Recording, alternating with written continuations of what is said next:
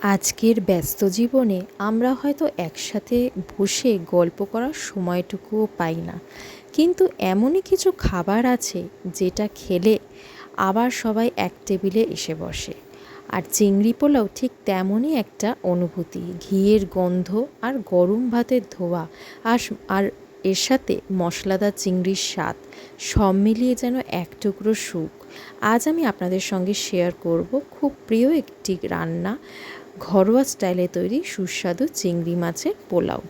রেসিপিটার জন্য এখানে আমি গোবিন্দভোগ চাল নিয়ে নিয়েছি। চালটা অবশ্যই একটা বাটিতে মেপে রেখেছিলাম। তারপর চালটা ধুয়ে শুকিয়ে নিয়ে এর মধ্যে একে একে হলুদ গুঁড়ো, লঙ্কা গুঁড়ো, ঘি ভালো করে মাখিয়ে নিয়েছি।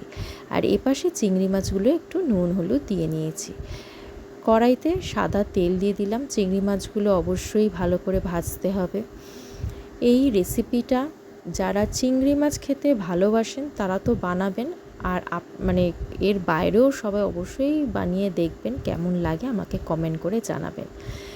সাদা তেলে চিংড়ি মাছগুলো ভেজে নিয়ে একটু ঘি দিয়ে কাজু বাদাম দিয়ে দিলাম। এর মধ্যে একটুখানি আমি পেঁয়াজ ঘষে রেখেছিলাম হাতে গ্রেট করে, আর টমেটো গ্রেট করে রেখেছিলাম একসাথে দিয়ে ভালো করে এই নাড়াচাড়া করে আদা রসুন পেস্ট দিলাম।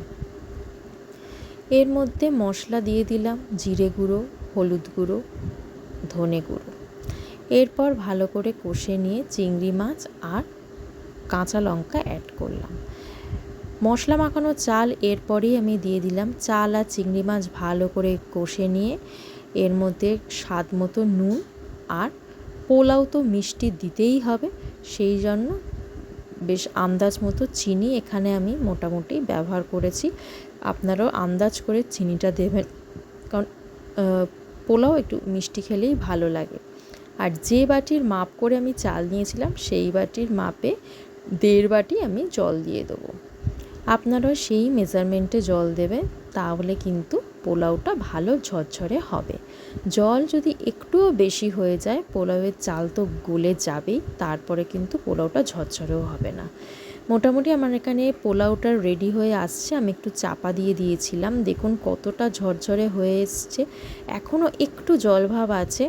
এর মধ্যে আমি দিয়ে দিলাম কেওড়া জল আর অল্প একটু গোলাপ জল।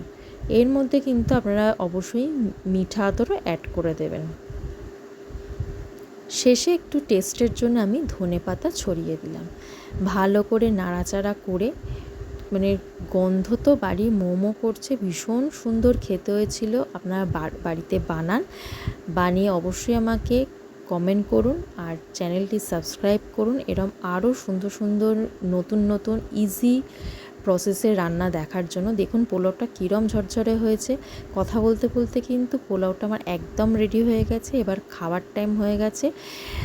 প্লেটে আমি বেড়ে নিচ্ছি। এর সাথে আমি বানিয়েছিলাম ডিম কষা, আপনারা এটা চিকেন কষা দিয়েও খেতে পারেন। আর অবশ্যই সাবস্ক্রাইব করুন।